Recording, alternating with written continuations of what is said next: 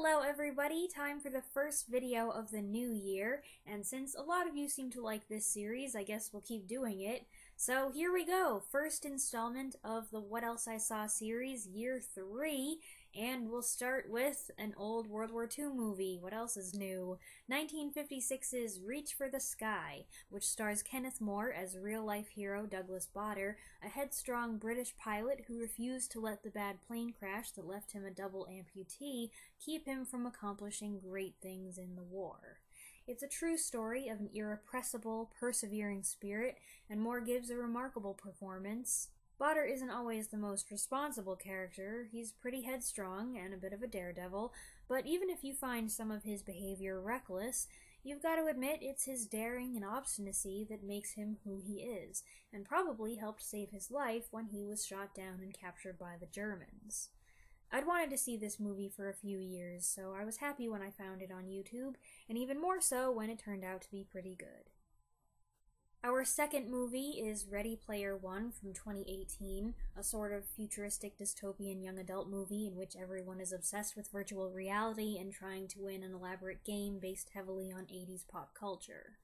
I watched this one basically because everybody else did, so I felt like I ought to, and also because I've liked Mark Rylance and Ben Mendelsohn in the couple of things I've seen them in. And ultimately, I ended up sticking around for them because otherwise, I didn't enjoy this movie a whole lot. But I knew going into it that it wasn't for me. I didn't make it very far into the book, and I just don't get excited about these movies that inundate you with pop culture references and count on your nostalgic feels to fill up emotional gaps in the script. It just strikes me as kinda lazy. That's not to say there weren't references I thought were cool or interesting, and definitely the Mechagodzilla moment was exciting for me in a way it wouldn't have been 6 months ago, but on the whole, this just wasn't my kind of movie, I guess. I watched it with my mom, who felt much the same as I did, except she didn't recognize as many references. She did think the second half was better, and I guess I did too, but I still felt pretty lukewarm about it. Alright, enough of that, let's talk about Christmas movies. December really does seem to be the most difficult month for me for finding time to watch movies, but I did manage to squeeze a few in, most of which were recommended by my viewers. The first one was Silent Night, which was recommended by Chester B. This is a World War II movie from 2002 about opposing sides laying down their weapons and coming together to celebrate Christmas. In the winter of 1944, as Allied forces pushed their way into Nazi territory, a German woman and her young son in their cabin in the woods find themselves caught between 3 American soldiers and 3 German soldiers on Christmas Eve. The men are eager for a fight, but she insists they put away their guns and lay aside the hostility and tension of war for the night. This one's based on a true story, and it's inspirational and heartwarming, but not in a saccharine way. This one's a Hallmark movie, believe it or not, of the old school variety. I'm not sure why Hallmark doesn't make movies like this anymore, movies with depth and grit and unexpected plot twists. Or maybe they still do, and I just never hear about them. Anyway, I really enjoyed this. It had a little humor and a lot of pathos. Linda Hamilton leads a convincing cast, and while I found some of the accents a little shaky at first, I settled into it, as the actors did too, I think. It's a solid, if lesser-known Christmas movie that is also a good war movie, a combination I'm happy with, of course. And yes, at one point, someone sings Silent Night. The second one was Love Finds Andy Hardy, recommended by Mountains Out of Molehills and Old Hollywood Vintage Gal. I'm going to put this one on the list of sort of Christmas movies because it doesn't deal with Christmas, the holiday itself, on a major level, but the whole thing is leading up to Christmas, specifically the Christmas dance. The Andy Hardy movies are a whole series of films from the late 30s and 40s, starring Mickey Rooney as Andy Hardy, a young man who gets himself into all kinds of predicaments with money and girls and things like that.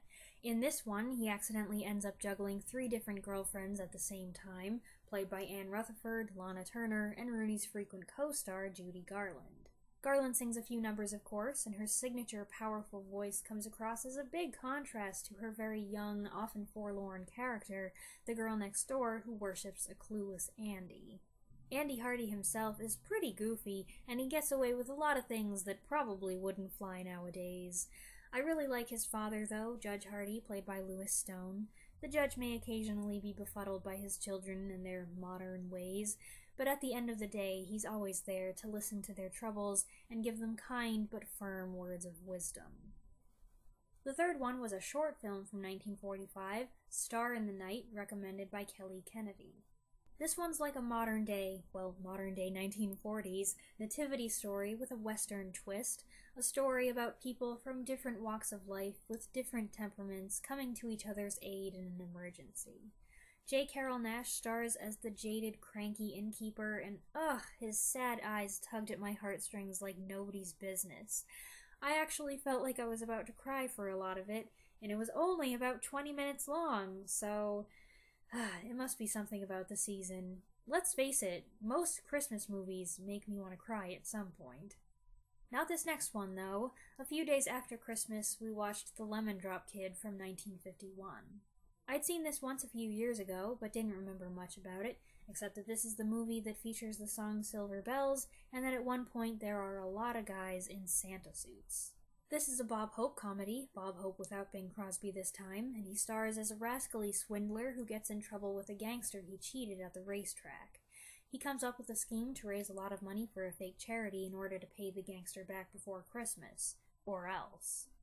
From a technical perspective, it's pretty clever, using some creative editing to pull off visual gags, but it's mostly Hope's one-liners and crazy antics that generate the laughs. There were definitely several points when I thought to myself, this is a very silly movie. It's not particularly deep, and it doesn't have as much heart as some other Christmas movies do, meaning it did not make me want to cry, but I guess not everything has to be weighty and inspirational, right? And finally, there is one other movie that I saw in December, which was not a Christmas movie, and that was Frequency from 2000. This one was recommended by Scott Johansson, and seconded by Deanna, and also by my mom, who had seen it before. An unusual phenomenon with the Aurora Borealis allows a man to make radio contact with his dead father 30 years in the past, just days before the tragic accident that killed him. The son is able to warn his father and save his life, but that one little change in the sequence of events has far-reaching consequences. This was a really good movie, and I must say, I so appreciate the effort that was put into it to keep it from getting too confusing. I think I've said before that although time-focused stories can be really interesting, they often make my brain hurt from trying to follow what's going on, and then it's not so fun anymore. Thank goodness that was not the case here. The separation between the past and the present was clear enough that I never lost track of where or when I was, and the cause and effect scenario was smoothly laid out thanks to the script's visual and verbal cues. So good job, movie. You intrigued me without making smoke come out of my ears. Dennis Quaid and Jim Caviezel as father and son respectively are very well cast, as is the kid who plays Caviezel's character as a little boy, by the way. Their scenes communicating with each other on the radio are the best, and Caviezel especially is so expressive, and anytime his eyes filled up, whether with tears of sadness or of joy, I felt like crying too. Man, I don't know what it was about last month. I loved the themes and relationships here, the father and son bond, the nature of cause and effect, the It's a Wonderful Life-esque message of the impact one person's life has on those around him, and amazingly, it ended much better than I expected it to, so I was very pleased with it. Alright, that's a wrap for this month, or last month. I hope you enjoyed this video. Share your thoughts on any of the movies that I mentioned in the comments down below if you like. I want to give a special thank you to those of you who recommended these movies, and thanks for watching.